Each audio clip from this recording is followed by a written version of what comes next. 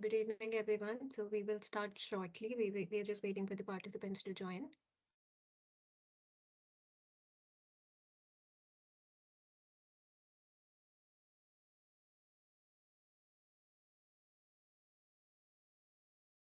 Can you guys hear me?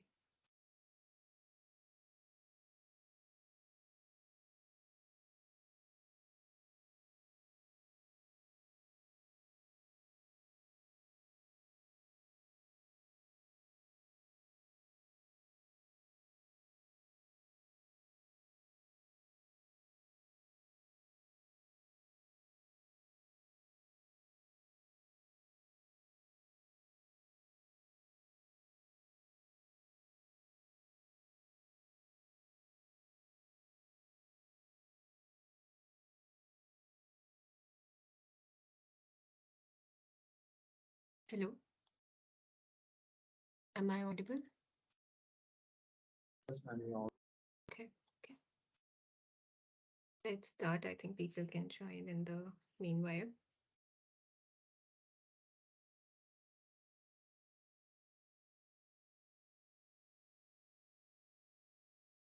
So welcome to the week 2 of problem solving session. So I'm Isha Rathore. I'm a PMRF and research scholar at the Department of Architecture and Planning, IIT Roorkee. And we're going to look up at the problem solving session for the NPTEL course on environmental impact assessment taught by Dr. Harshit Soshan Lakra, who's assistant professor at the Department of Architecture and Planning, IIT Roorkee. There is going to be another session on Tuesday, which is taken by Ms. Monica S., who's another PMRF and research scholar at the Department of Architecture and Regional Planning, Indian Institute of Kharagpur, Technology, Kharagpur. So just a few housekeeping rules. We don't have many participants, so you might as well just speak up when I ask questions. You can just unmute yourself for the sessions and ask your questions. Or you can post your questions or the answers in the chat box.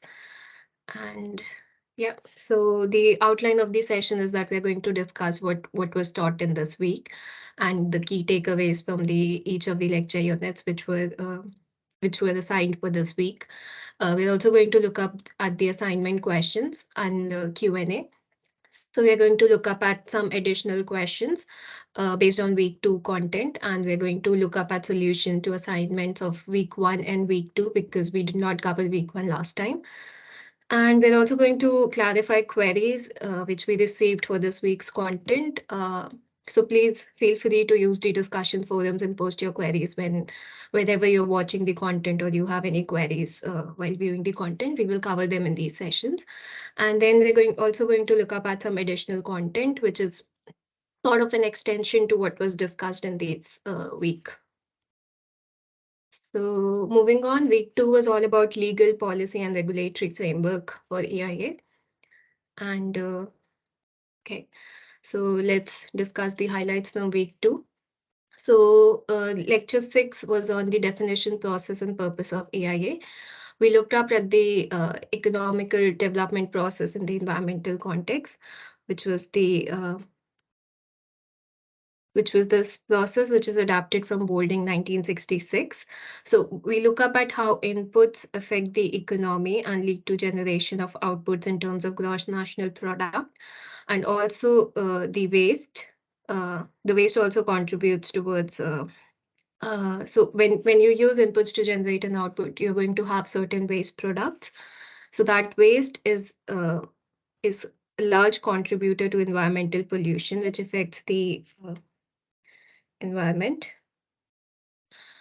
And this also leads to, because when you're using resources, you sort of deplete these resources. So it's like a cycle which goes around where your inputs and your products. So it's like a demand supply cycle, but it also affects your environmental, has an environmental impact because of the waste generated in the process. So uh, what manufacturers should aim to do is to optimize this product development, where when they use inputs to generate outputs, the waste is minimized so that the impact on environment is reduced. And next, we looked up at the definition of EIA. So I sort of made a word cloud based on all the definitions which were discussed for the week. And the key terms which stand out are the environment, impact, of course. So, and you also look up at terms like activity, development proposal, major decision.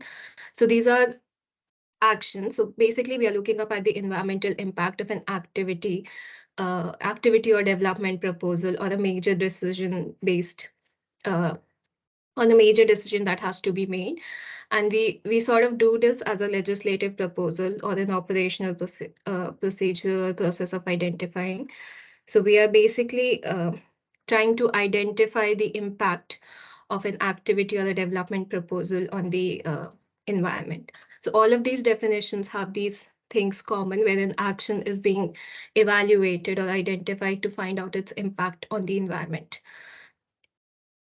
And next, we looked up at the EIA process in this lecture, where we looked up at the four key stages, which was the process screening, which is an EIA even required for the project? So because we will discuss this further in the section where we talk about EIA in India. So in India, we have different categories in which you screen the project. So some of these categories do not require a full EIA procedure. It just requires an environmental clearance. So we need to look up at the scoping. That is what impacts and issues need to be considered on the environment. Next, we also look up in this process. It's again we describe the development process. We describe the entire project, the development action, and alternatives. So you start from something as fundamental as project site. Then what are the sort of changes you're going to make? How is it going to impact the environment? How is it going to impact the surrounding areas, the larger environment, the microclimate, and all of those things?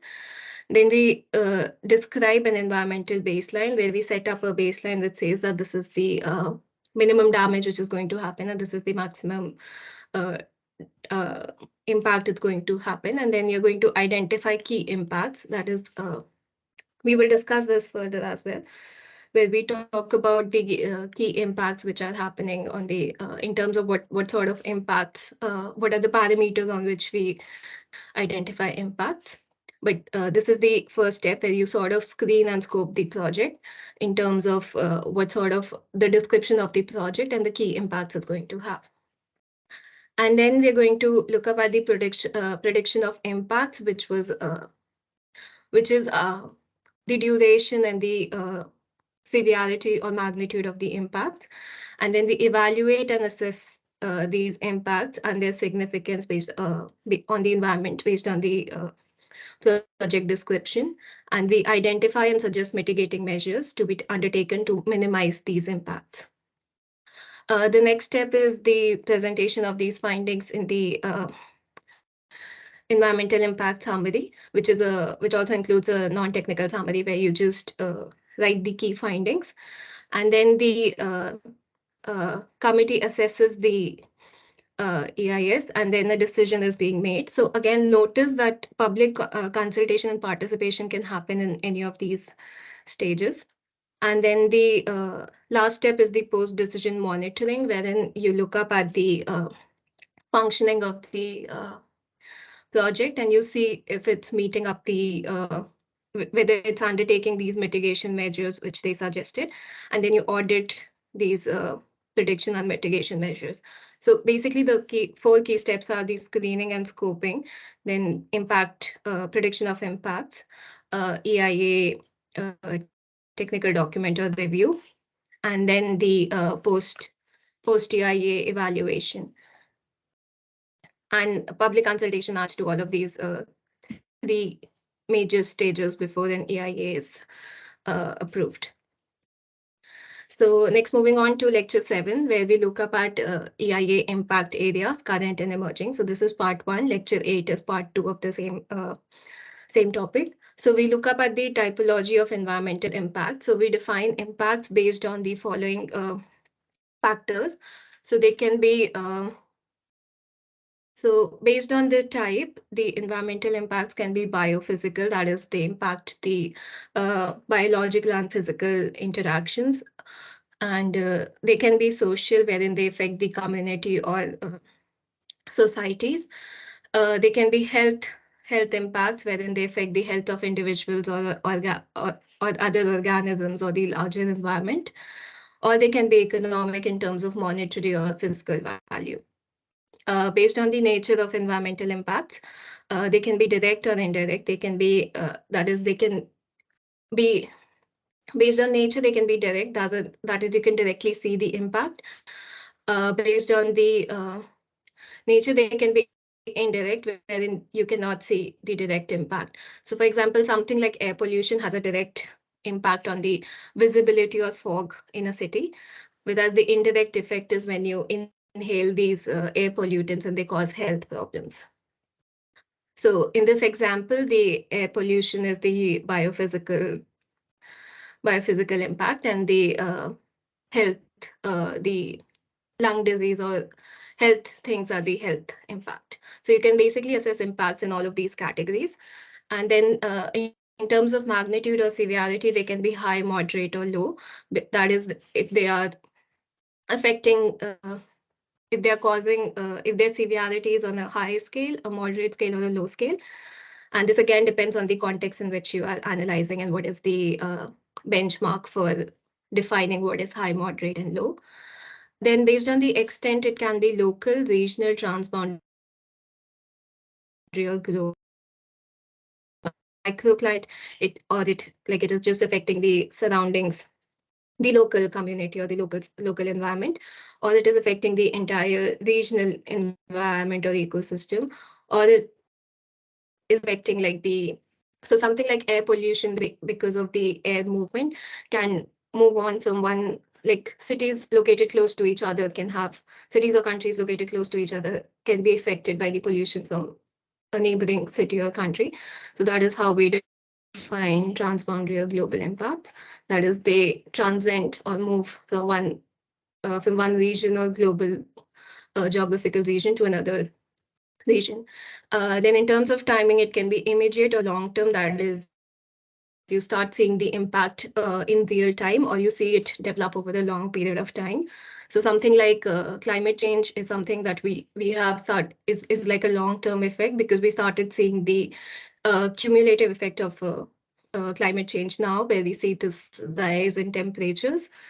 So that is what timing means. And then duration is if it is temporary or if it's permanent. That is, this impact, is this impact like a permanent impact, or is it like a temporary impact? So for example, if you so the extension of a species is like a permanent impact. So yeah. And then based on the parameter uncertainty, that is, does it have a low likelihood of affecting, or does it have a high probability of affecting? So that is the uncertainty. And in terms of reversibility, it's reversible or irreversible. That is, so extinction of species is like irreversible, whereas extinction of species in the wild is reversible, because you can always reintroduce species from preservation spots to the wild areas again, uh, to the new their status in the wild category. And then in terms of significance, impacts can be unimportant or important. So again, are they very significant, or are they affecting a lot of the ecosystem, or are they not that significant? And then in this lecture, we also looked up at the environmental impact areas and the biophysical impacts. So impacts can be biophysical, wherein they affect the air, soil, land, geology, flora, fauna, biodiversity, water, noise, transportation, landscape, and visual impacts. And based on, again, these are again categories of environmental impacts. So they can be socio-cultural impacts, wherein they affect the social and cultural values of a community. And then they can be on health and safety, wherein they affect the health of the organisms. And in terms of economic and fiscal impact, wherein you see like something like a loss of livelihood, or uh, that sort of impact. For example, when let's say dam projects are made, you need to rehabilitate or resettle communities in the you need to resettle communities in a separate region because the dam is being constructed in their the community. So in those sense, some of these communities lose their livelihood. So for example, like a potter community who uses the sand or clay from these areas to make up these pots are affected by such projects. So that is just one example of how economic and fiscal impact happens. And then we also look up at indigenous people right in traditional areas. So for example, there are areas which are protected and reserved for indigenous people, and they do not interact much with the modern world. So if you sort of if the activity has an impact on these regions, that sort of impacts also need to be highlighted. Then because of the modernization, we see new emerging impact areas. So we see something like equality or deprivation, wherein there is no equal resource allocation and all of those things. We also look up at cultural and language issues because regions have specific languages, and when you do a project, you sort of bring in labor, you bring in transportation and all of these things, which of course generate employment. But if the language project from the project people, then it is going to affect the cultural and language areas. Will have like a cultural and language impact. Then we also look up at land acquisition, resettlement, and livelihood. This is largely observed in large-scale projects such as dam constructions, and of course, the climate change, which is a very crucial impact we are seeing. Also, ecosystem services. We will look up at ecosystem services later as well. And then we look up at the wider impact consideration, wherein we define terms like risk, resilience, and cumulative impacts. And then we move on to lecture 8, which is again in AIA impact areas, current and emerging. This is a continuation of the last lecture. So we look up at economic impacts where we talk about direct impact. So something like job creation because of a new project coming is like a direct impact, whereas an indirect impact in the growth in GDP or gross domestic product because of the creation of these jobs and economic value for the country or the region. And we also see like a multiplier impact wherein the economy is multiplied many times because of uh, a project. And then we look up at social impacts, which is the in terms of quality of life being improved. We look up at the well-being and community participation increasing. We also look up at human rights and environmental justice and the change how change in demographics affect the social setting. Then in terms of health and safety, we looked up at the health impact assessment, wherein we look up at the health of the community receiving or the surrounding community of the supposed development project and the adaptive capacity of that community in terms of both positive and negative health and safety impacts. And then we look up at these emerging impact areas more in detail in this lecture. And so in terms of impact and likelihood of that impact, this is adapted from World Economic Forum 2018. We looked up at the 4 key dimensions of impact. So something like societal impacts. So categories of societal impact are like water crisis. So societal impacts are like impacts which affect the larger society. So something like water crisis, food crisis, large diseases are like societal impacts. And then the impact of these these factors or these situations is much higher, but the likelihood is much lesser. So you also need to look about both the axes. So the further you move on the x-axis, you see that the likelihood increases of these impacts, and the further you move on the impact axis or the y-axis, you see that the impact is much higher. So in terms of severity. So these societal impacts have a lesser likelihood of happening because they affect a larger population. So they need to have a larger context on why they were happening. And usually we identify when something goes wrong before we reach these situations. But their impact is very high. So something like economic impacts, like fiscal crisis, social instability, unemployment or underemployment, failure of critical infrastructure, energy price shock, deflation, inflation. So the likelihood of these events happening is lesser, but their impact is still moderate. And something like geopolitical impacts, like interstate conflict, failure of a national, regional, or local governance policy, terrorist attacks, state collapse, or crisis. These effects have a moderate likelihood of happening, and their impact is also moderate. But something like environmental impacts have a larger likelihood of happening, and their impact is also high because uh, these situations, which are like extreme weather events, and you would be seeing them much more frequently in terms of in the present context, where you see a lot of extreme weather events in terms of hot days, heat waves, cold waves, cyclones, and all of these things happening. Uh, these are like larger environmental effects. These are also triggered by climate change and biodiversity loss, ecosystem collapse, and man-made environmental disasters. So they have a higher likelihood of happening because we are constantly engaging and interacting with the environment and affecting it through man-made activities.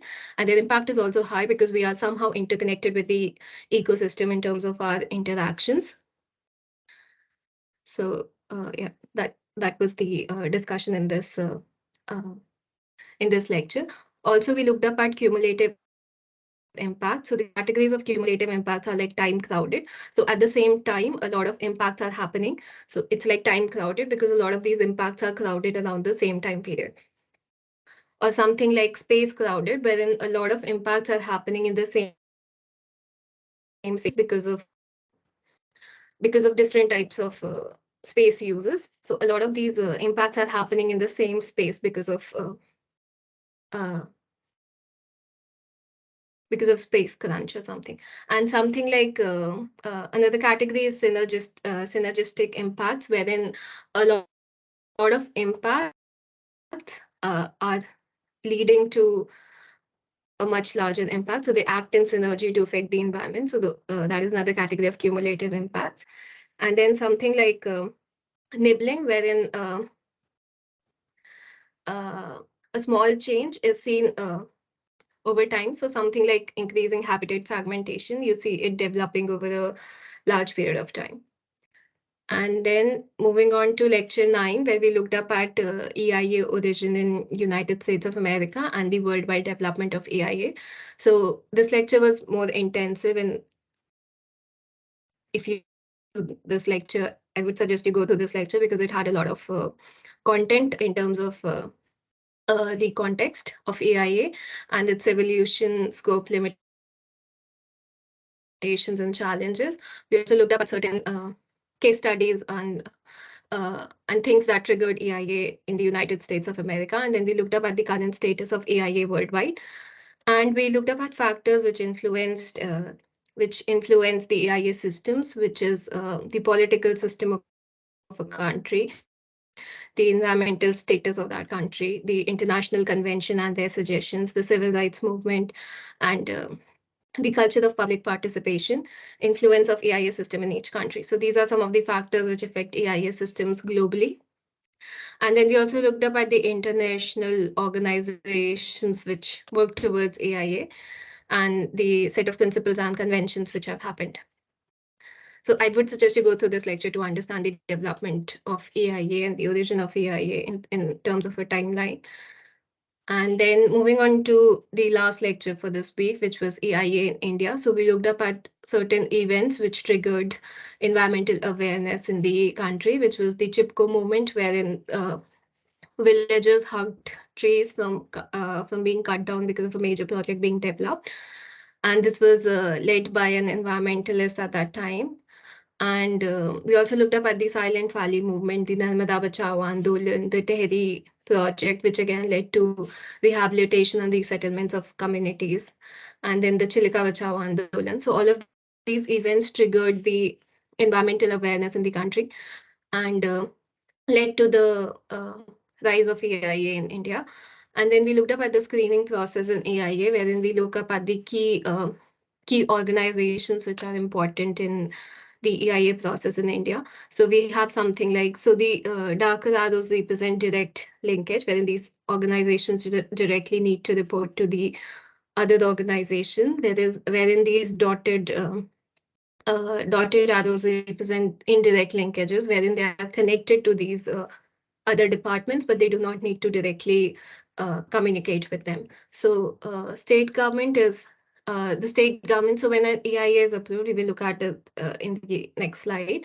So the state government reports to the Department of Environment or sends the no objection certificate to the Department of Environment. And then they also check with the State Pollution Control Board and the regional offices. And then the State Pollution Board the State Pollution Control Board is associated with the Central Pollution Control Board and its zonal offices, which are again indirectly connected to the Impact Assessment Division and regional offices. And so this is like the environmental process in India. So I think we should begin with this one first. So let's go with this one. So we see that we need to so when you develop a project, you see that you need to do this process of getting so for example, you have a site for the project. So you need a site clearance from different authorities. So you send an application to the State Pollution Control Board under the Air and Water Act for the no objection certificate, wherein you ask them to grant you a no objection certificate, saying that you meet that your site clearing process and your project description falls under the does not cause air pollution, does not cause water pollution, and the other guidelines which are specified by the State Pollution Control Board.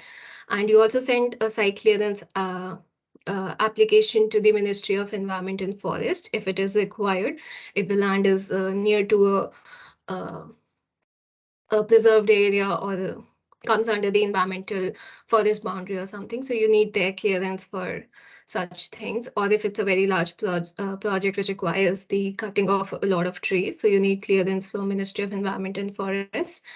And then you also send your application to the State Forest Department or the Airport Authority. So you need a no objection certificate again from the Airport Authority because they need the air rights to so there is something like air rights which are different from land rights, wherein the air or the space above your land is not registered with you. So you need a sort of that sort of clearance from the airport authority because they require their for the proper functioning of airport authorities, they require certain clearances. So you need a no objection certificate from there as well. So you send all of these applications and then you ask them for the NOC or the clearance. And if it gets cleared, you move on. But if it does not get cleared by any of the authorities, you need to change your site.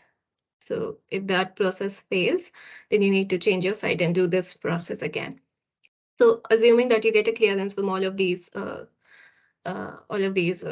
agencies, you move on and you prepare an application to be sent to Ministry of Environment and Forest along with the NOCs from all of these different uh, organizations if required. And you also send an environmental impact assessment report. You also send a EMP, which is an environment management planning report. You also send a risk analysis statement wherein you identify if your project has a risk component associated with it.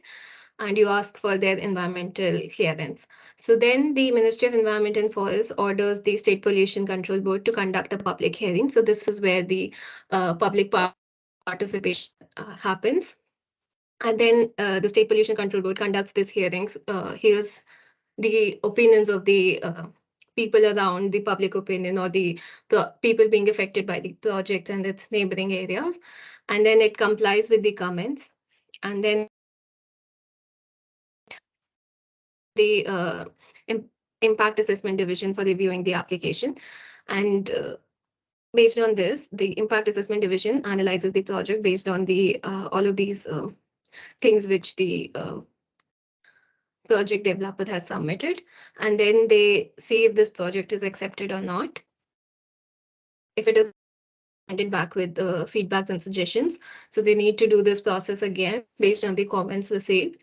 And if it gets cleared, you get the environmental clearance. And then the next step is again monitoring, wherein energy audits and all of these things happen to see the post EIA impact happening. So this is the process. Now again, for the EIA process, so this is the larger getting clearance part. So how EIA is conducted is on the right-hand side. So you identify the proposal, you write a description of the proposal, you screen it. So in India, you have categories of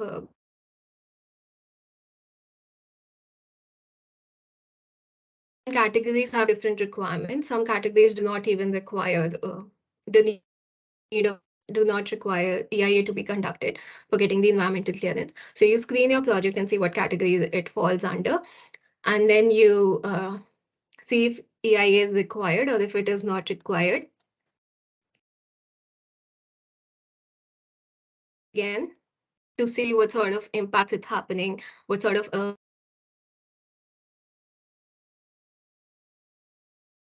and send it for review. And you can involve the public in these steps to get their opinion before this happens in this later stage.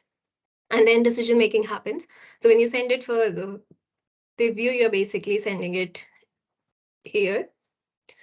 And then a decision is made. So then it either gets, the EIA either gets approved or it does not get approved. So then you need to, if it does not get approved, you need to redesign and resubmit based on these suggestions received. And then you send it again. And then this entire process happens again. And if it gets improved, you need to implement and follow up. And yeah. So that was the EIA process in India. The major step is the screening process here because certain categories do not require EIA to be conducted. And yeah, that was the highlight from this week. So we are now going to do some additional Q&A questions. So I'm going to ask you a question. You can post it in the post your answer in the chat box. Just open my chat box. Okay. So the first question is, what is the title of the Berntlint report published in 1987? The options are Our Environment, B, Our Common Future, C, Sustainable Development, and D, Our One Plant Earth. You can post your answers in the comment sections in the chat box.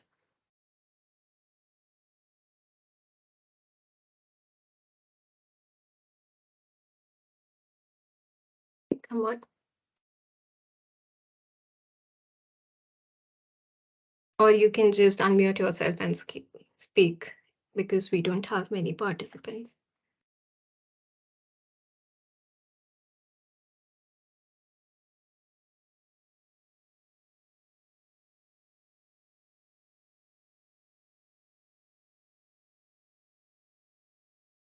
Okay, I don't see much interaction happening. Okay, so the title of the Berntlint report was Our Common Future. And this was a key report because it defined sustainability in terms of sustainability as meeting the needs of the present without compromising the needs of the future. And this definition still holds true. So this was like a key report which identified and coined sustainability. So it's like a important report. So moving on, when was EIA made mandatory in India as per the Environmental Protection Act 1986? So the options are 1994, 1984, 1986, and 1987. Well, guys, you can post your answers or you can just pick.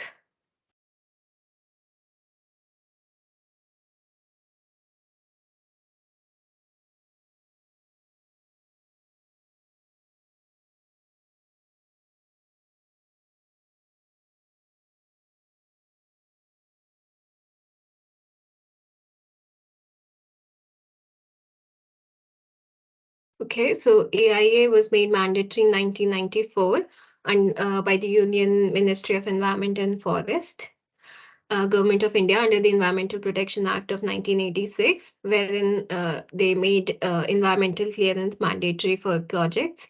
And for existing projects, if they want to expand, and for new projects coming up based on the schedule listed schedule. And since then, there have been 12 amendments being made to the EIA notifications. So moving on to third questions, which is what does IAIA in the context of EIA stand for? And this is A, International Assembly for Impact Assessment, B, Indian Assembly for Impact Assessment, C, International Association for Impact Assessment, and D, Indian Association for Impact Assessment.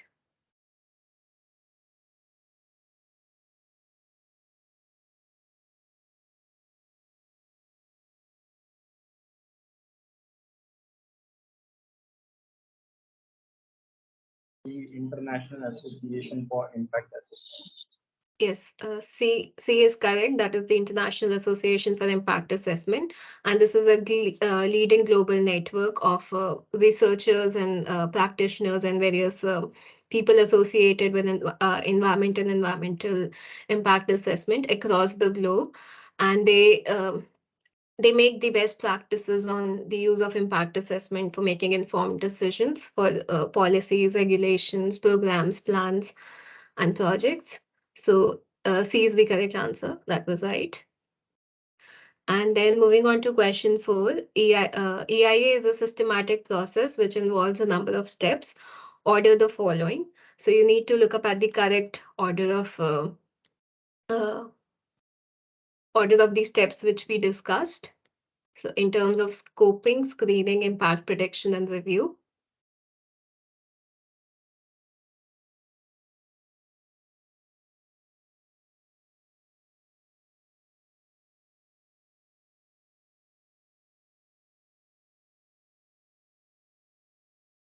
Okay.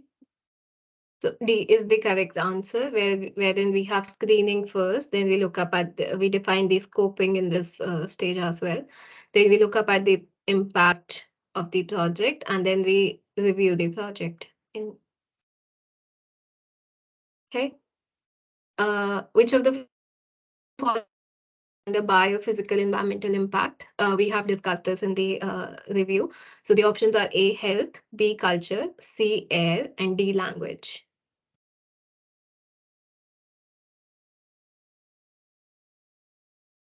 CA. C, air is the correct answer, yes. Moving on, typology of environmental impact in group A with the characteristics of the impact in group B. So it is match the following. So you need to match the impact type from group A to the impact example in group B.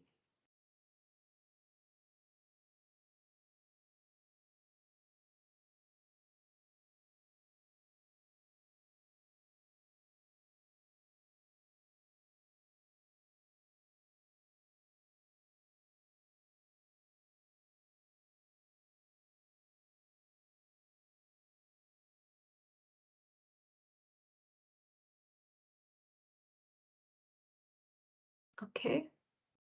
So the correct answer is direct impact is the effluent discharge in the of water quality. So when you directly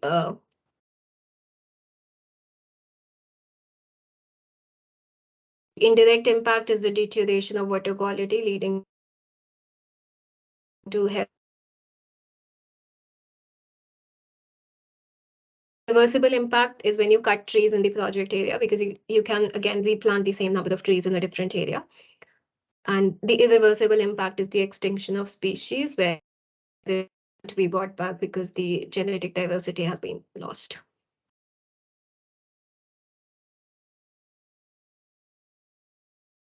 Section 7, which is following aspects are covered under soil, land, and geology. One, land use change. Two, soil availability and quality. Three, geological designations, geological resources, and geological formations. Or four, all of the above. Which of the following options A, B, C, D are correct?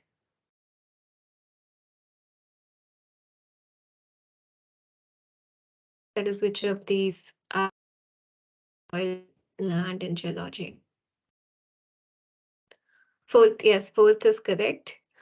All of these effects are being covered under the soil, land, and geology. All of these aspects are covered.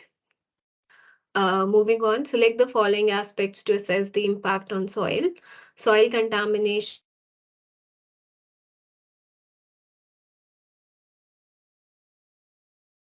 options from A to D are is the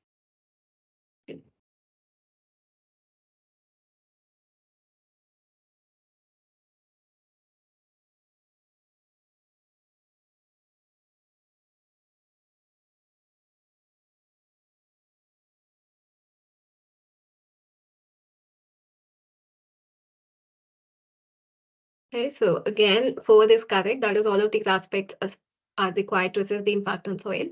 So soil contamination and erosion, soil compaction, and soil sealing are all aspects which are used for assessing the impact on soil.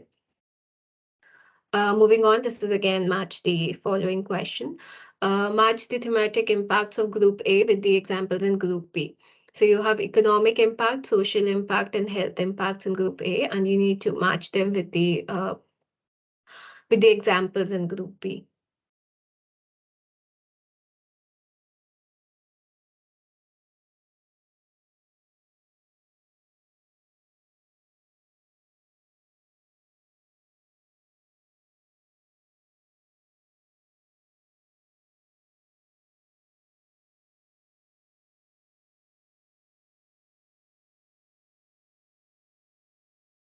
Okay. So economic impact is something which affects the financial or monetary value. So something like job creations at different level leads to economy being generated. That's an economic impact. Social impact is something like the quality of life or well-being of a community or society. And health impact is health of the receiving community and adaptive capacity. So P matches with 2, Q matches with 3, and so the correct answer is A.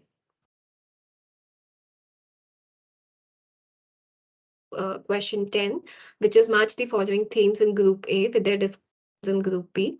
So in Group A, we have mitigation and adaptation. And in Group B, we have their description. So you need to match Group A with Group B.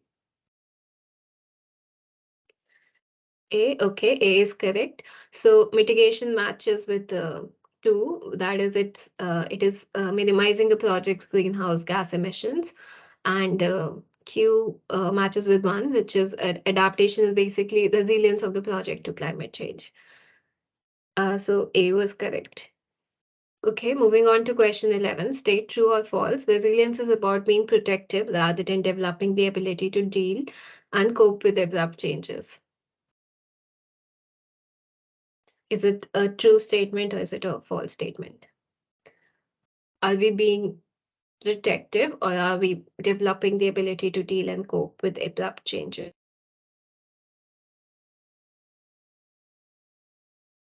The correct answer. So the statement is false because resilience is, when we talk about resilience, we talk about the ability for developing, we talk about this ability to adapt and cope with these sudden changes which happen instead of being protective about it. So this was a false statement. Uh, Moving on to question 12. Uh, Match the cumulative impact categories mentioned in Group A with its description in Group B. So we discussed this in our review of the lectures. So in Group A, we have the cumulative impact categories, that is time crowded, space crowded, nibbling, and synergistic impacts. And Group B has the descriptions of these impact categories. So you need to match Group A with Group B.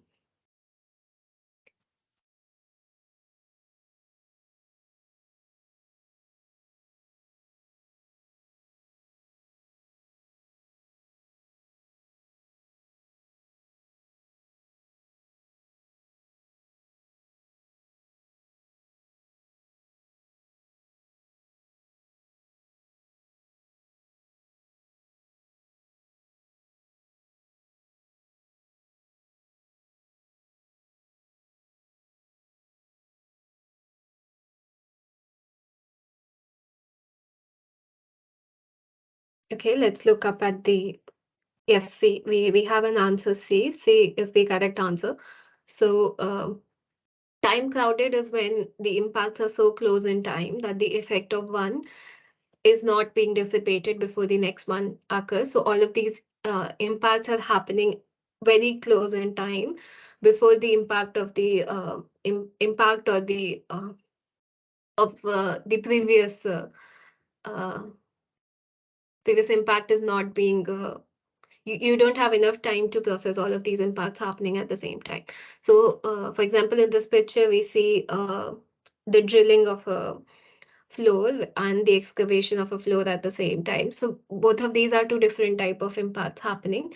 So drilling causes vibration effects, wherein digging causes the soil to move. So both of these impacts are happening at the same time. So they are time crowded. Uh, and then space crowded, so P matches with 4. Then Q space crowded is when impacts of various actors are placed are in a very small very close in space. So that is they're too closely spatially placed. So Q matches with 2. And then R nibbling is when incremental erosion of a resource till there's a significant change or completely or the resource is being completely used up. So that is nibbling. And then synergistic impact is when different type of impacts interact to produce qualitative and quantitatively different impacts. So different type of impacts come together and act in synergy with each other to produce a different impact altogether. So C is the correct answer. And then moving on to 13th question, which is the population bomb in 1968. This is a book which warned the dangers of overpopulation, such as mass starvation, societal problems, environmental deterioration, was written by A. Paul Eldridge, B. Rachel Carson, C. Michael Pollan, and D. Paul Hawken. So who is the author of the population bomb, which was written in 1968? B is not the correct answer. Rachel Carson wrote The Silent Spring, which was again a significant book in the environmental movement. The correct answer is Paul Eldridge, who wrote The Population Bomb, which is again an important book for the environmental talk talked about the dangers of overpopulation, which will lead to effects like mass starvation, societal problems, environmental deterioration. B. Rachel Carson wrote The Silent Spring. Okay. So moving on to question 14, which is Cuyahoga River incident in Ohio in 1968 is known for A, fire because of increased sedimentation, B, fire because of pollution, C, because of water sports, D, because of flood.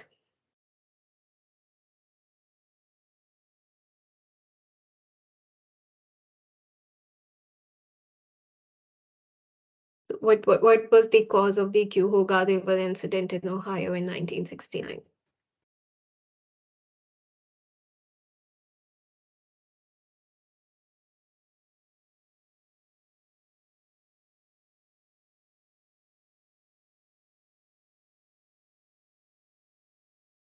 Okay, the correct answer was B, which was fire because of pollution.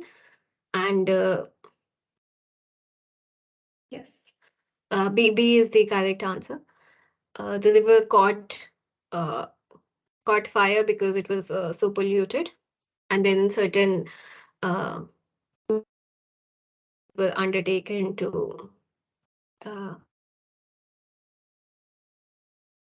and this brought like attention to the issue of water pollution in rivers, and which led to the creation of the Federal Environmental Protection Agency and the Regional Environmental Protection Agency in Ohio. Okay. Moving on to question 15, which is when was the National Environmental Policy Act (NEPA) signed into law? So you have different options, the date and the year.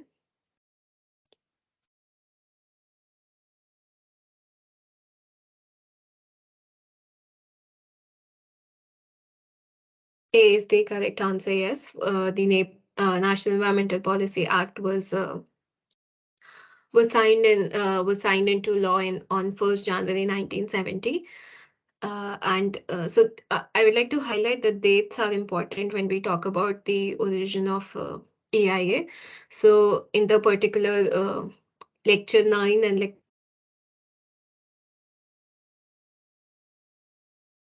important dates when acts and law, because they could be potential questions in the final examination. Okay. Moving on to question 16, which is as per the court ruling, what is true about the case of Calvert Cliffs Coordinating Committee, Inc. and ATL petitioners versus the United States Atomic Energy Commission and United States of America respondents of 1971. Uh, A. Procedure adopted by Calvert Cliffs Coordinating Committee failed to comply as per the policy of NEPA. B. Procedure adopted by Calvert Cliffs Coordinating Committee complied with NEPA. C. Procedure adopted by Atomic Energy Commission failed to comply as per the policy of NEPA. And D. Procedure adopted by Atomic Energy Commission complied with NEPA. So it talks about this particular court case between an organization and the state U.S. Atomic Energy Commission and the USA government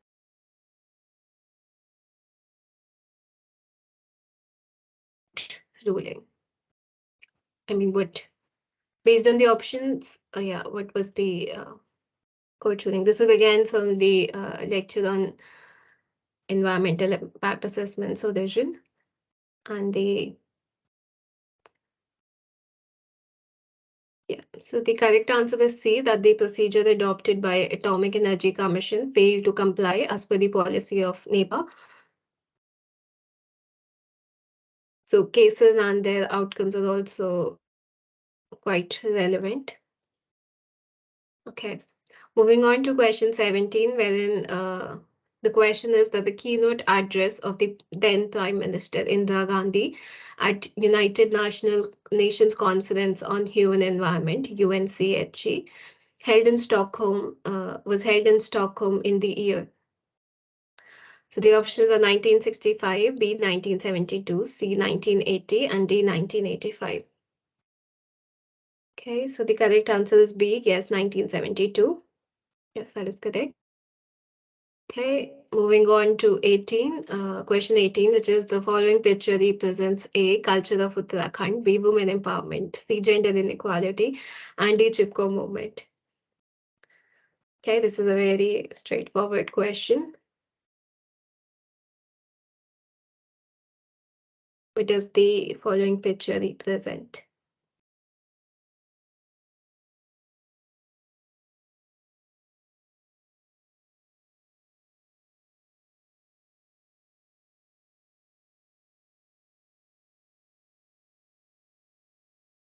Okay, so the correct answer is D, the Chipko movement, because the trees were being cut down for a major project and the villagers did not want to lose the environmental value, so they hugged the trees and prevented the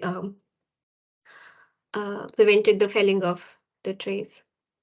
So the Chipko movement was the correct answer.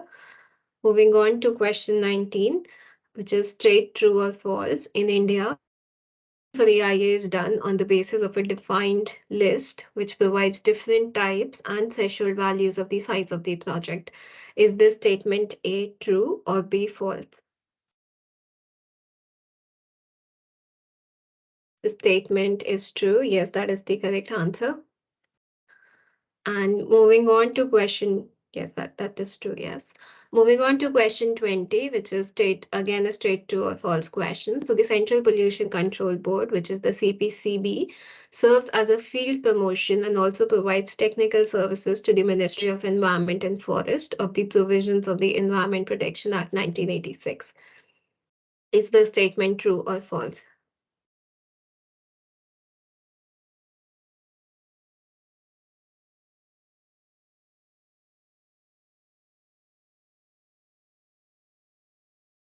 Okay, the statement is not false. The CPCB has two key functions. That is, it looks up at the water pollution and it looks up at the air pollution. So it does provides, and it also provides technical services to the Ministry of Environment and Forest. So the statement is true. Okay. So those were the additional questions we discussed. Does anybody has any question or query? You can put it in the chat box.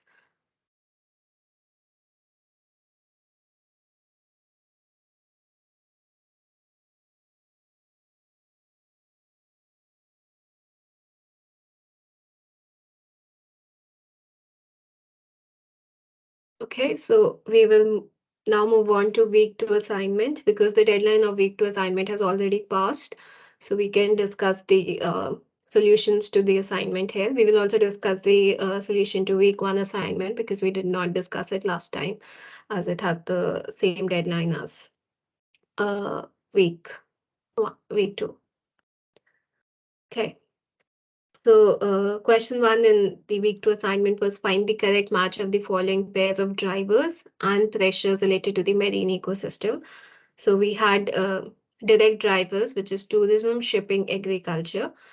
B, indirect drivers, food, construction, recreation, energy. C, principal drivers, population growth, urbanization, economic development, and climate change.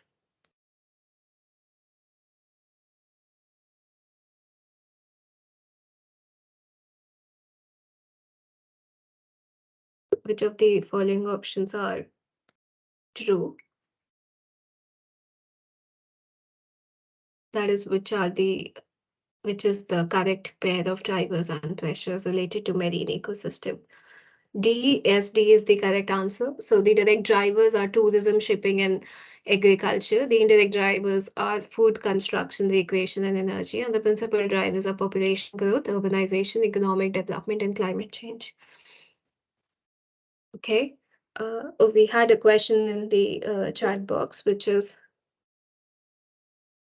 okay, please suggest good book for EIA environment policy. I will put the book suggestions in the discussion forum.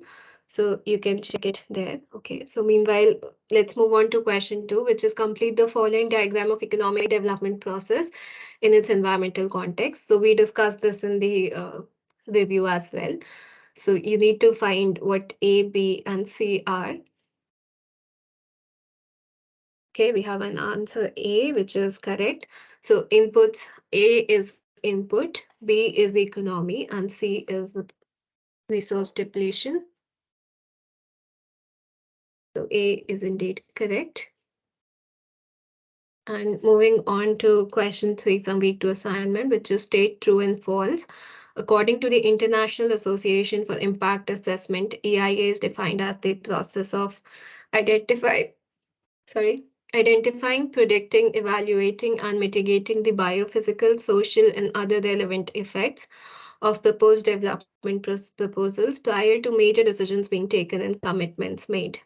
Is the statement true or false?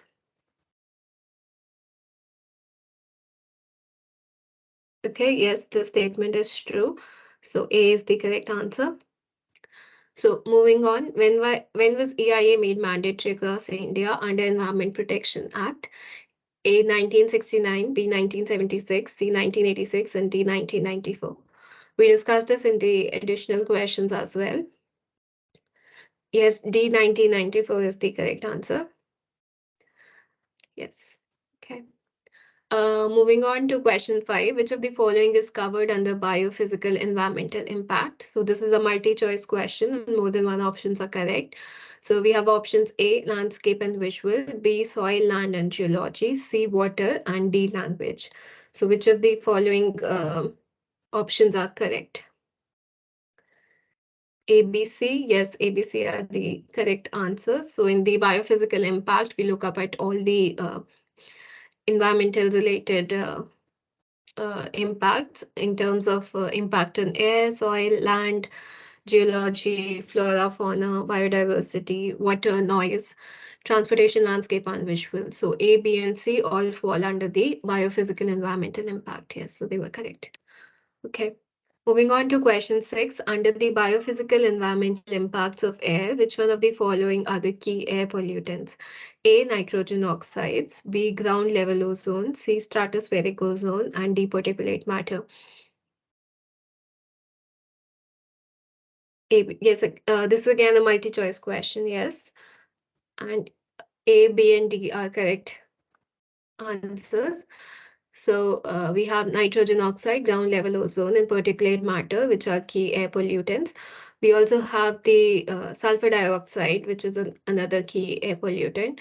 Stratospheric ozone is the layer of the outer boundary of the Earth, which protects the Earth from ultraviolet rays. Okay, moving on to question 7. In India, when was the right to fair compensation and transparency in land acquisition, rehabilitation, and resettlement act came into existence? The options are A 2013, B 2014, C 2015, and D 2016. B is not the correct answer, but you are close. So the right to fair compensation and transparency in land acquisition, rehabilitation, and resettlement act came into existence in the year 2013. So A was the correct answer. So again, dates are important and are especially in the lecture 9 and lecture 10, dates and key events are important. So I would again highlight that you in your notes for the examination, please keep keep a memory of the key dates and key events happening, particularly for India and for the US and the world. So A is the correct answer. So moving on, we discussed this in the review question as well. So complete the following diagram of global stresses. So we need to find out A, B, C, and D based on the what are the values of A, B, C, and D. And the options are again societal, environmental, economic, and geopolitical. So what does, and you can get a hint of what the stresses are based on the descriptions given.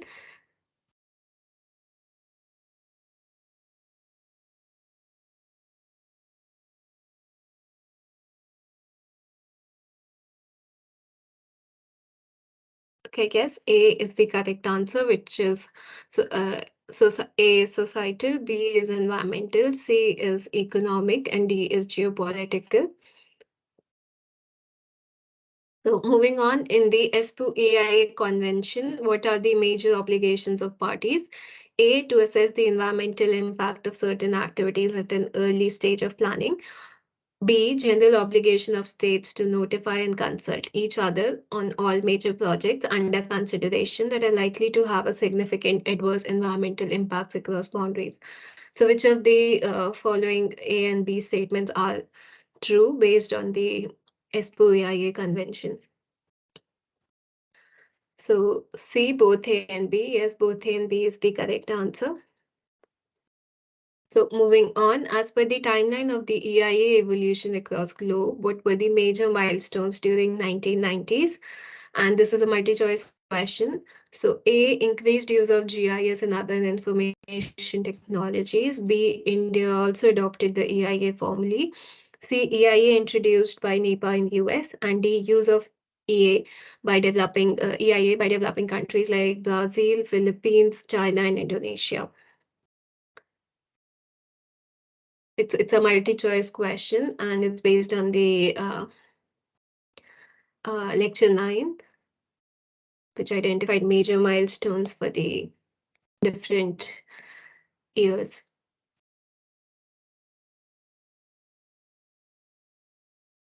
Okay, yes, A and B are the correct answers. So in the 1990s, transboundary effects under ESPO conventions were considered as a requirement. Increased use of GIS and other information technologies happened. Also, India adopted AIA formally. Sustainability principles and global issues received attention. EA legislation was formulated by many developing countries, and the rapid growth in EA training also happened. So A and B are the correct answers. Moving on to question 11. What are the various contextual factors influencing EIA system? A, political system, B, environmental status, C, international convention, and D, civil rights. Which of the following A, B, C, D are the correct uh, contextual factors? We discussed this in our review as well. Yes, all of the above. So we looked up at the political system, environmental status, international conventions, the civil rights, culture of public participation, and the influence of EIS system in each country. So yes, all of the above options were correct. Moving on to question 12, which is state true or false. The late Prime Minister Indira Gandhi in the said that the environmental problems of developing countries are not the side effects of excessive industrialization, but reflect the inadequacy of development. The rich countries may look upon development as a cause of environmental destruction, but to us, it is one of the primary means of improving the environment. For living or providing food, water, sanitation, and shelter, of making the desert green and the mountains habitable, was this statement made by the then Prime Minister Indira Gandhi. So is the statement true or false? So yes, the statement is true. Okay. Moving on to question 13, which is Narmada Bachao Andolan was launched in which year? 1984, B 1985, C 1986, and D 1987. What was the year in which the Narmada Bachao Andolan was launched to protect the river Narmada? B, yes, B is the correct answer. And moving on to question 14, environmental clearance process includes A, Water Prevention and Control of Pollution Act 1974, B, Air Prevention and Control of Pollution Act 1981, C, Noise Pollution Regulation and Control Rules 2000, D, Hazardous Waste Management and Handling Rules 1989. So which of the following fall under the environmental clearance process? Yes, all of the above is the correct answer. So all of these clearance process needs to be evaluated based on the following acts and rules for all the water, air, noise, and hazardous waste compliance. Okay, so that was it for week 2. Does anybody have any queries so far?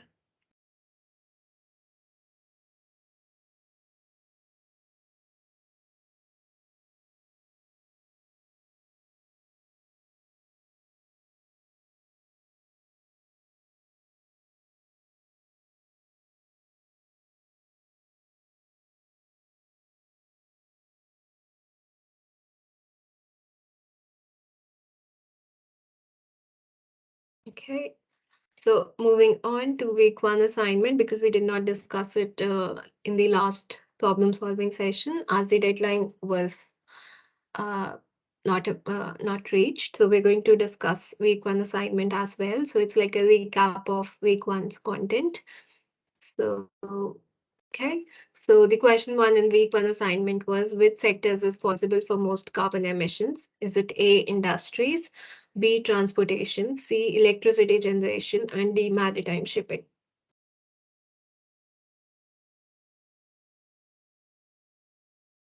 Okay, yes, C is the correct answer. So when we look up at the carbon emissions across different sectors, we see that energy contributes to the largest emissions. And in energy, especially energy used in buildings and transportation and industry, are the three key components. So, electricity required for running the buildings and industrial uh, facilities and uh, is a major contributor to the carbon emissions. So, electricity generation, C is the correct answer. Okay. So, moving on to question two, which transportation mode is responsible for the most carbon emissions? A, road, freight, and passenger. B, maritime shipping. C, aviation. And D, rail. So, which of the transportation mode is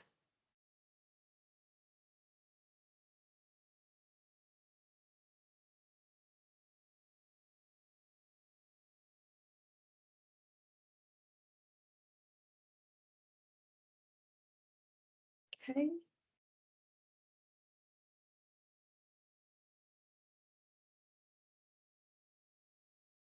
A, yes, A is the correct answer. That is road, passenger, and road freight contribute to the largest global emissions from the transportation sector. Whereas rail, even though it's a large infrastructure setup, it does not contribute to a major carbon emissions, 1%. Okay. Whereas when in the road and road freight contribute to almost 80, 70 to 80% of the uh, emissions globally. Okay, so moving on to question three, the modern environmental movement focuses on A, preservation, B, risk, C, conservation, and D, elimination.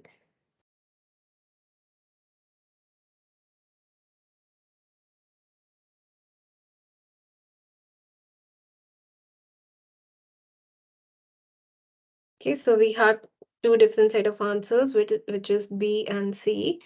So the correct answer is risk. So the environmental movement has moved from conservation to preservation to risk. So right now we are at the risk state. So the modern environmental movement focuses on the risk of the risk aspect more, wherein the uh, when the environmental movement developed, it focused more on conservation. So right now, the modern environmental movement focuses on risk. So B is the correct answer. Moving on to question four, which is transported dust is not directly responsible for which of the following? A, human respiratory ailments. B, fertilization of distant forests. C, damaging infrastructure. And D, global warming. Which of the following is not directly caused by transported dust?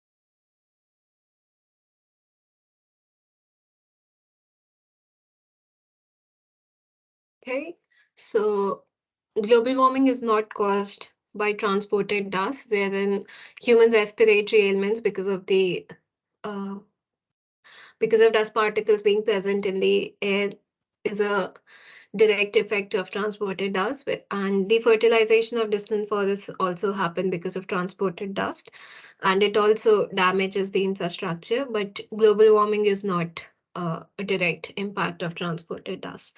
So D, global warming was the correct answer. Moving on to question five. The background rate of extinction is The Earth's normal extinction rate is often assumed to be between what number of species per what number of species per what number of years. So the definition of background rate of extinction is what based on the following options. So you need to be mindful of the numbers in this question.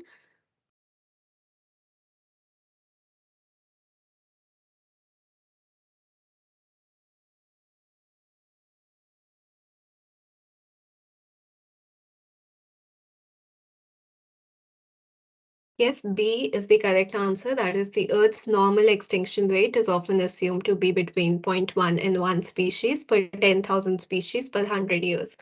So everybody got this right? Yes, so this is the correct answer. So moving on to question 6, state true or false. One Health is not relevant in the prevention and control of zoonosis, which accounts for, okay, okay, uh, ignore the last part.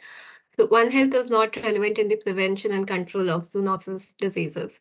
So is the statement true or false?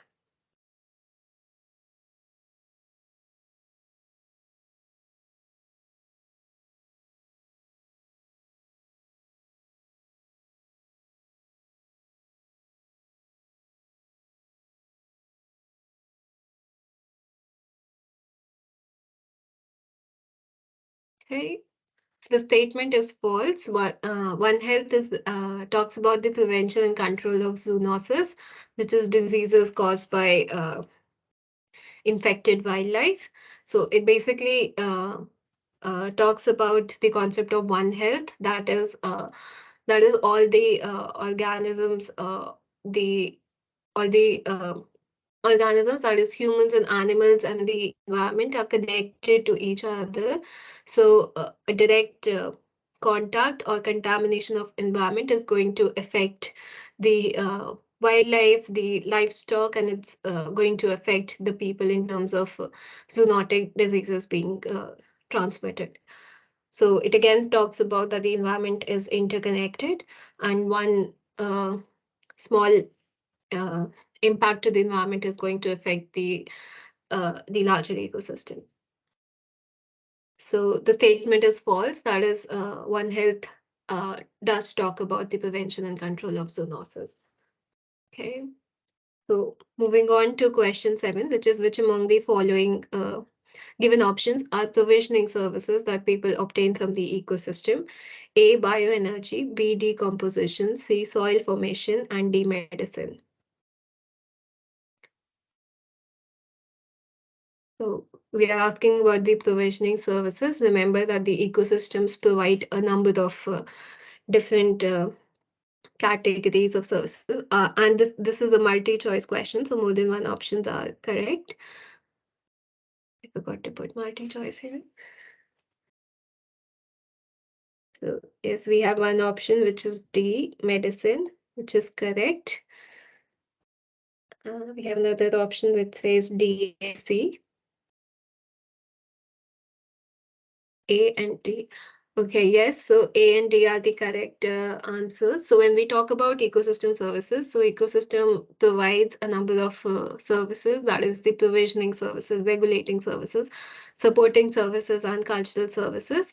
So in provisioning services, the following bioenergy and medicine are the correct options, whereas decomposition is a regulating services and provided by the ecosystem, and soil formation is a supportive service provided by the ecosystem. So A and D are correct. The other forms of provisioning services that the ecosystem provide is the food, timber, fiber, that is the direct products which we use as a uh, as a product of the environment, whereas regulating services help in the regulation and maintenance of the ecosystem and the environment. Supporting services are additional services which help in the proper functioning of the ecosystem and the environment. And cultural services are, again, services which are useful from a cultural point of view. Okay, so moving on to question 8, which is straight true or false. So India is the third largest fish producing and second largest aquaculture fish producing country in the world. Is the statement true and false? Yes, the statement is true. So yes, India is the third largest fish producing and the second largest aquaculture fish producing country in the world. So A was correct, yes. So moving on to question 9, which among the options does the Coral Triangle region include? And this is a multi-choice question. So we have Indonesia, B Vietnam, C Malaysia, and D Philippines.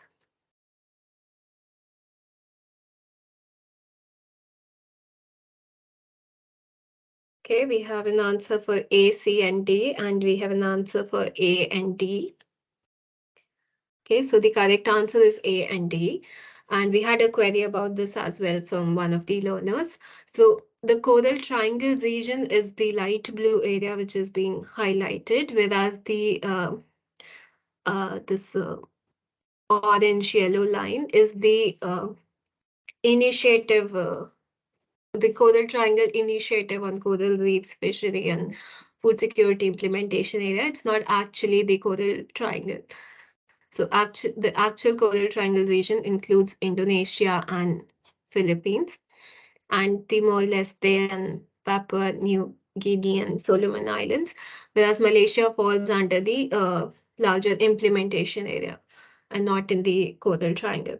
So the correct options were A, Indonesia and Philippines, and not C, Malaysia. Okay. So moving on to question 10, the process through which methyl mercury is passed along the food chain is called A, bioaccumulation, B, bioconservation, C, bioacceleration, and D, biomagnification.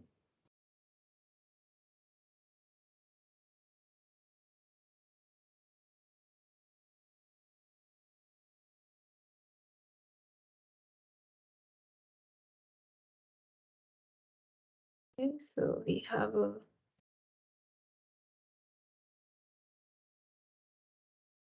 just admitting people. Okay.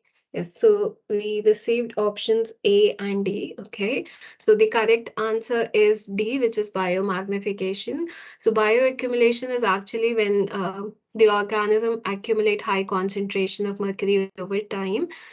But so that is the process of bioaccumulation, wherein biomagnification is when these organisms are consumed by other organisms, and the methyl mercury is passed along the food chain. So that is biomagnification. So accumulation is when you're accumulating, and when you are passing it, you're basically magnifying the effect of the uh, toxic substance moving in the food chain. So D, biomagnification was the correct answer.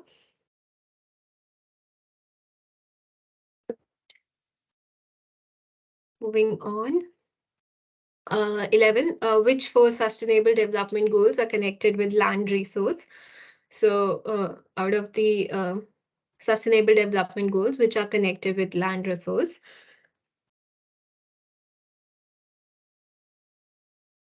that is A, zero hunger, reduce inequalities, good health and well-being, life on land, and B,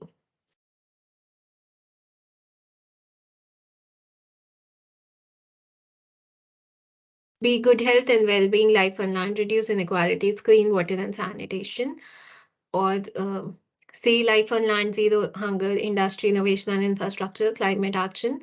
D, reduce inequalities, clean water and sanitation, life on land, zero hunger. So yes, option A is the correct answer. That is zero hunger, which is Sustainable Development Goal 2. Reduce inequalities, which is Sustainable Development Goal 10. Good health and well-being, which is SDG 3.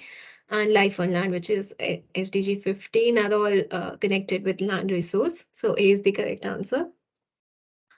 So moving on, what are the key drivers of the land change? Urbanization, climate change, gentrification, technology, and innovation.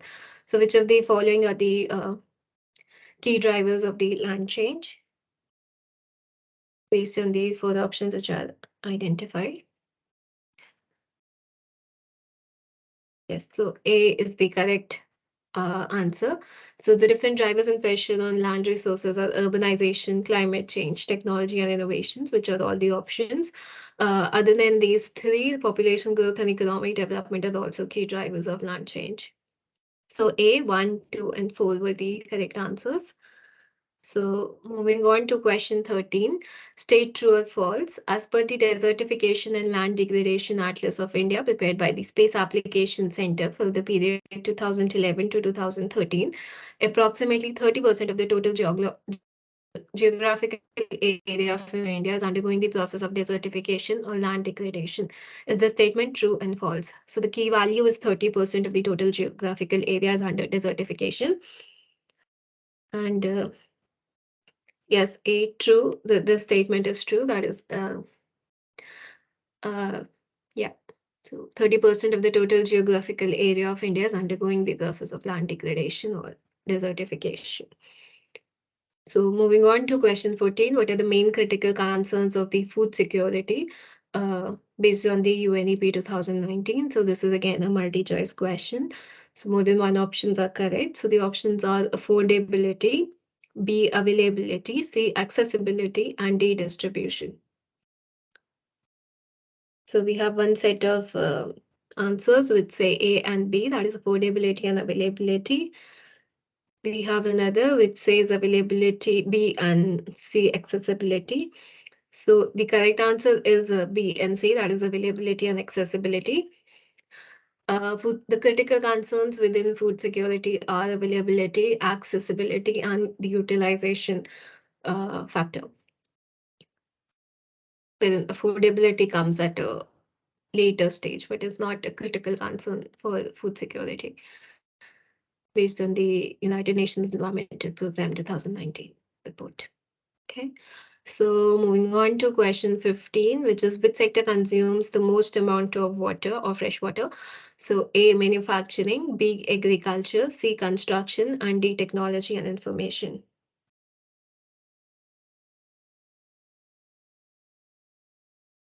Okay. Yes, B, agriculture consumes the most amount of water or fresh water. So B, agriculture is the correct answer. Okay.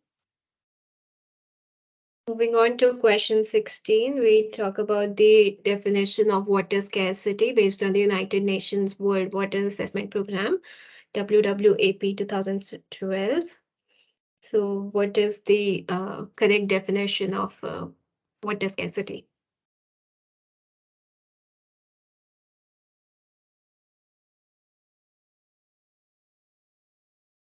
So we have C, which is less than 1,000 meter cube per capita of available renewable fresh water per year. So yes, water scarcity is defined as less than 1,000 meter cube per capita of available renewable fresh water per year. So C is the correct answer. So the numbers are critical in this question. So specifically definitions, years, major events, things like that are critical for the week 1 and week 2 content which we have discussed so far. So keep an eye out and put them in your notes for the examination as well. Moving on to question 17, which is the state true or false. The term economic water scarcity is used where storage, treatment, and conveyance infrastructure are lacking. Is the statement true or false?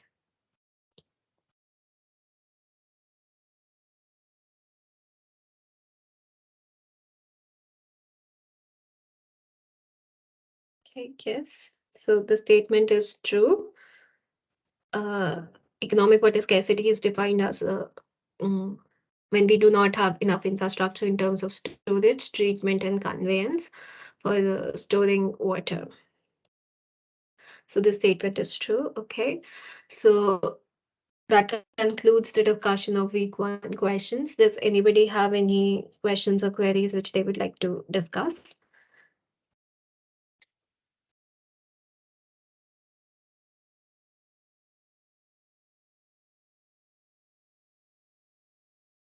I would also like to highlight that you can use the discussion forums to post your queries as and when you are reviewing or going through the course content. So both me and Monica, who's the other course TA for the problem solving session, we go through the discussion forums to clarify your queries. So please feel free to post your questions there, and we will definitely cover them in the following week content. Okay. So next we're going to discuss some additional content. So this week was more about legal policy and framework. So I'm going to talk about some of the key developments which have happened so far in the recent years. So as you will all know, so I'm going to talk from a perspective of India. So in the COP26, which was the Congregation of Parties, the 26th Congregation of Parties, which happened in Glasgow in 2021, the Indian Prime Minister Narendra Modi announced the target for India to achieve net zero emissions by 2017. And although we do not know if he meant all greenhouse gas reductions or if he only meant carbon dioxide emission reductions. But the goal for India is set to achieve net zero emissions by 2070. And uh, since this was happened in 2021, the following COP, which happened in Sharm Sheikh, Egypt in 2022, which was COP 27, India submitted its first long-term strategy for low carbon development, which is the LTS document. So, LTS is basically a document which was submitted to the United Nations Framework Convention on Climate Change, and this was submitted in November of 2022. And it detailed India's visions and plans for actions for achieving its target to become a net zero emitter by 2017. You can find this report online, it's available. And it talks about all the sectors of economy, that is power, industry, transport, buildings, and urban sectors. But it does not provide clear policy guidelines in terms of how the government intends to achieve net zero beyond the current policies and programs which it has already running.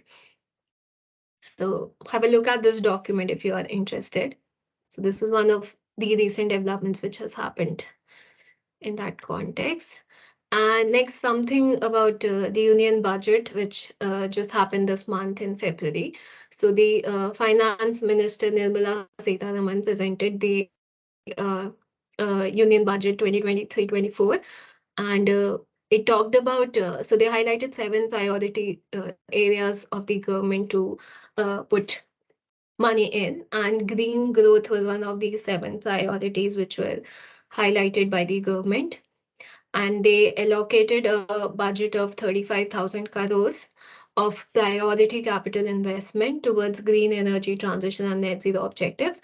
So it basically means that the government is going to invest in projects which talk about which or whose objective is transitioning from, so because India uses a lot of the energy sources in India are still unrenewable and dependent on coal and uh, uh, oil-based energy sources.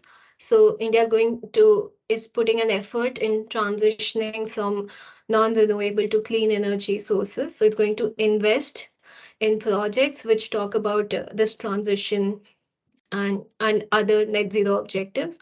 And they have allocated a budget of 35,000 crores to invest in these projects such that India moves towards a more green growth oriented development from this year onwards.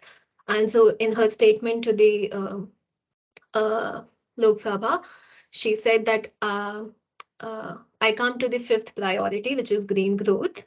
So the Prime Minister has given a vision for life or lifestyle for environment. So life means lifestyle for environment. To spur a movement for environmentally conscious lifestyle, India is moving firmly for the Panchamrit, which is the net zero carbon emission by 2070. So the Indian movement of achieving net zero emissions is also known as Panchamrit. And this is to usher in green industrial and economic transition. And this budget builds on a focus on green growth. And so I'm just going to show you a clip of what she talked about. So, I don't know why it is not loading. So you can probably just go to this video because it's not loading.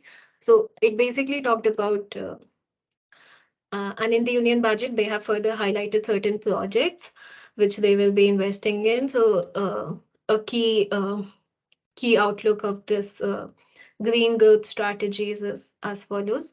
So there's something like the National Green Hydrogen Mission, which is to transition economy to low carbon intensity and reduce dependence on fossil fuels and moving towards hydrogen as an energy source. And the target is to produce an annual production of 5 MMT by 2030. So that is one of the impacts. Then it also talks about the interstate transmission system for like establishing and constructing an interstate transmission system for renewable energy from Ladakh, which had a grid integration of 13 gigawatts. And this is to be constructed with an investment of 20,700 crores. And that is the second initiative. The third initiative is the Green Credit Program, which encourages environmental friendly behavior by raising awareness and promoting responsive actions by individuals and communities. So they're going to do sort of a program where they assign green credits to individual and companies based on their initiatives and actions taken under the Environmental Protection Act to encourage a lifestyle for environmental life. And then the fourth initiative is the PM program for restoration, awareness, nourishment, and amelioration of Mother Earth, or the PM Pranam, which is launched to promote alternative fertilizer sources and to sort of balance out the use of chemical fertilizers in the country. So that is the fourth initiative. So to switch from chemical fertilizers to natural or alternative fertilizers. And then another initiative is from the waste to wealth plans, wherein you convert waste products to produce like a circular economy, that is to recycle waste and to come up with waste management. So they're going to have 5 new waste to wealth plans under the Govardhan scheme to promote the circular economy and to recycle waste. And another initiative is to adopt natural farming. So they have also plan to have to at least facilitate 1 crore farmers in the country to switch to natural farming and not be dependent on chemical fertilizers and other things. And the in terms of coastline management and things, they've also announced a mangrove initiative for shoreline habitats and tangible incomes, Mishti.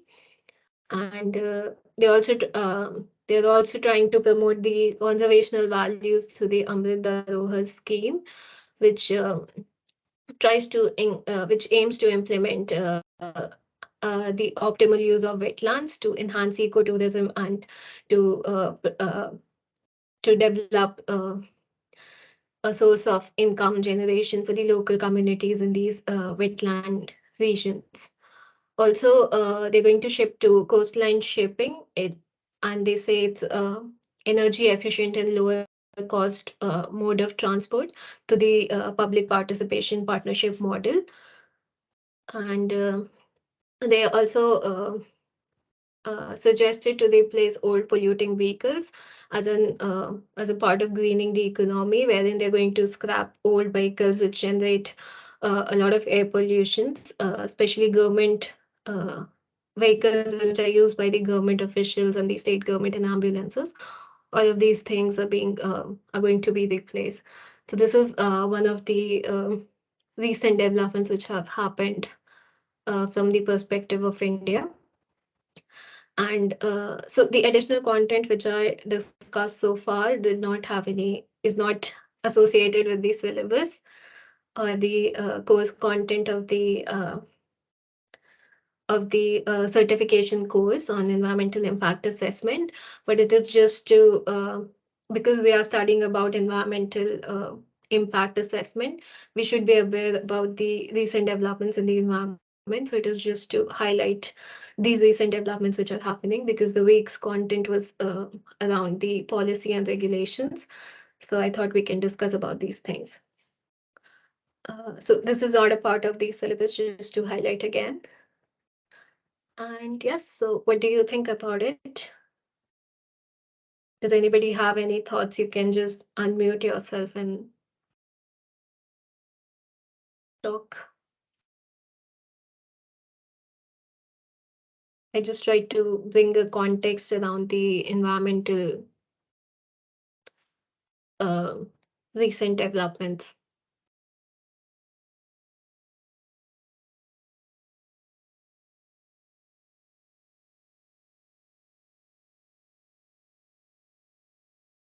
Okay, does anybody have any queries or questions or anything related to week 2 content?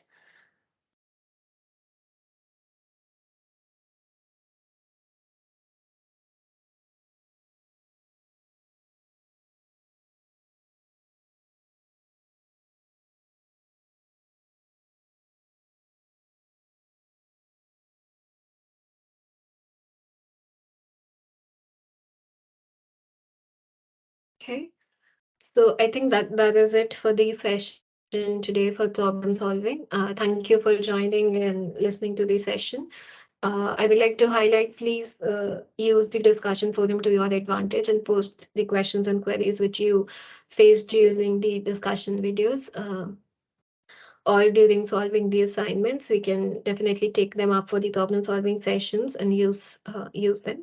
Also, if you want to talk about any, if you want to discuss any of the key concepts from the week's content, you can post them in the discussion forums. If you want something to be more detailed or something to be more discussed, you can again put them in the discussion forums.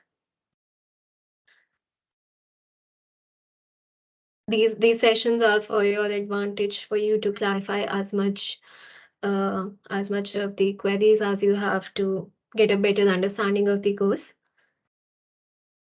Again, this course will be another problem solving session will be happening on Tuesday, I think 6 to 8 p.m. It's being taken by another PMRFTA, Monica S. So if you missed the session, you can join in that session. Also, the video from this for this session will be uploaded on YouTube, and I will put the link in the discussion forum for you to see or to go back to a content again. Okay. Again, if you have any feedback or anything, you can again put it in the discussion forum or write to me. Okay. Thank you everyone for joining. I think if anybody, Thank you, if team. Thank you. nobody has, yeah, okay. Thank you.